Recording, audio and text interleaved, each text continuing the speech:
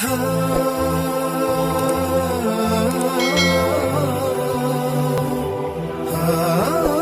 علیہ السلام نے ارشاد فرمایا، جس نے کسی شخص کی مصیبت کو دور کیا، کسی مومن کی تکلیف کو دور کیا، وہ بیماری تھی اس کے علاج میں مدد کی، اس نے کہیں جانا تھا سواری پہ بٹھا کے لے گیا، وہ بھوکا تھا اس کو کھانا کھلا دیا، اس کی جوان بچی تھی اور گھر کی دہلیز پہ بوڑھی ہو رہی تھی، اس نے شادی میں مدد دے دی، اس کی کوئی بھی تکلیف، کوئی بھی مصیبت جس میں وہ پھنسا تھا اس سے اسے نکالا۔ اللہ تعالیٰ اس کے لیے دنیا اور آخرت میں آسانیاں پیدا کرتا ہے۔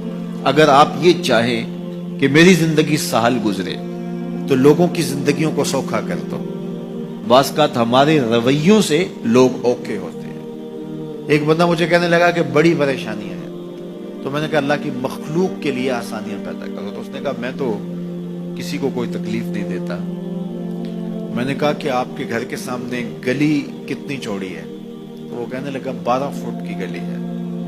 تو میں نے کہا کہ آپ نے جو تھڑا بنایا ہے وہ کتنا آپ نے بنایا؟ کہتا 3 سیڑھیاں۔ تو میں نے کہا کہ یہ اللہ کی مخلوق کو تکلیف نہیں ہے؟ 12 فٹ کی گلی ہے، لوگوں کی بیچاروں کی کبھی گاڑیاں بھی گزرتی ہیں، جنازے بھی گزرتے ہیں، اور تم نے 3 سیڑھیاں اس گلی کے اندر رکھی ہوئی ہیں اور تم سمجھتے ہو کہ میں کسی کو تکلیف نہیں دے رہا، تم لمحہ لمحہ اللہ کی مخلوق کو تکلیف دیتے ہو۔ میں گزرا ایک گلی سے تو اچانک لائٹ چلی گئی تو میرا گھٹنا زور سے ٹکرایا تو زخمی ہوا۔ کتنے دن زخمی نہیں، پرانی بات ہے۔ تو وہ کسی نے اپنے گھر کے سامنے 3 فٹ اونچا گٹر بنایا ہوا تھا، 8-10 فٹ گلی ہے اور 2 فٹ کا گٹر اونچا بنایا ہے، اور گلی سے ہم جا رہے ہیں تو گھٹنا لگا اور زخمی ہوا۔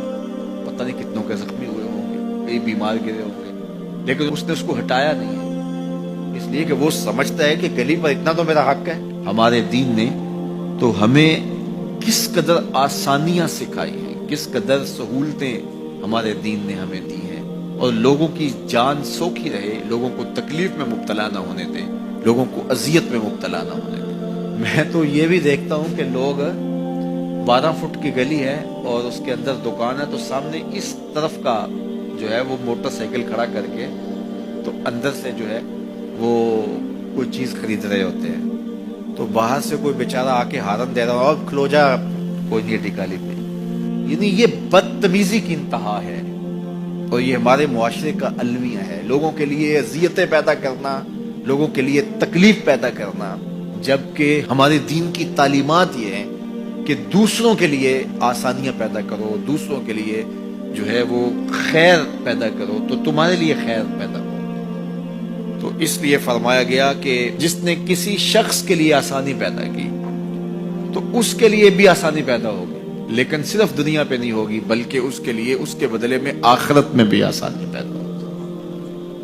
تو یہ اگر ہم مزاجی زندگی بنا لیں تو وقت نہیں لگتا کوئی اس پہ، تو اللہ تعالیٰ جل شانہ آسانیاں پیدا کر دیتا ہے۔ ویسے بھی آپ کسی کی دل جوئی کریں، کسی شخص کی مدد کریں، کسی کے لیے آسانی پیدا کریں محض اللہ کی رضا کے لیے، آپ کے اندر جو طمانینت اترے گی، جو ٹھنڈ پڑے گی، اس کا کوئی جواب ہی نہیں ہے۔